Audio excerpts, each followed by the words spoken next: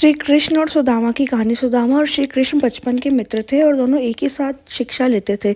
सुदामा बहुत गरीब था, वह ब्राह्मण था, इसलिए वह दिन भर में 5 घर से भिक्षा मांगकर अपना और अपने परिवार का पेट पालता था। उसे जितना मिलता था उसी से गुजारा करता था, परंतु मिलने वाली भिक्षा उसके लिए पर्याप्त नहीं थी। उसका और उसके परिवार का पेट भी उससे कराता नहीं था।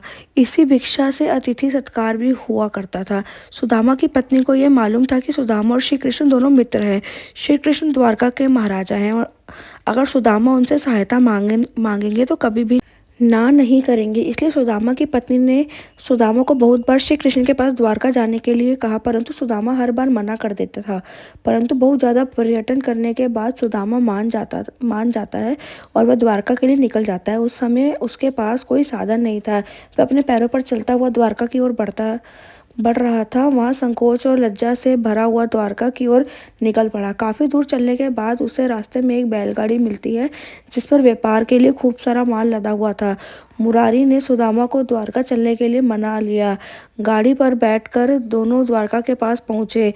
वह पहुंचते ही बैलगाड़ी वाले ने सुदामा से कहा कि आपका रास्ता यहाँ से अलग है और मेरा अलग है। सुदामा आगे चलने के बाद वहाँ से वापस आ गया। उसने सोचा कि मैं उस बैलगाड़ी वाले का धन्यवाद करके आता हूँ। सुदामा मंदिर के पीछे उसका धन्यवाद करने के लिए वहाँ गया तो वहाँ पर कोई बैलगाड़ी नहीं थी और ना ही कोई मुरारी था।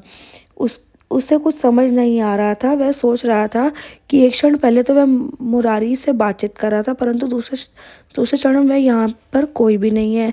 सुदामा समझ गया था कि उसका मित्र श्री कृष्ण ही की कोई लीला है। वास्तव में ऐसा ही हुआ।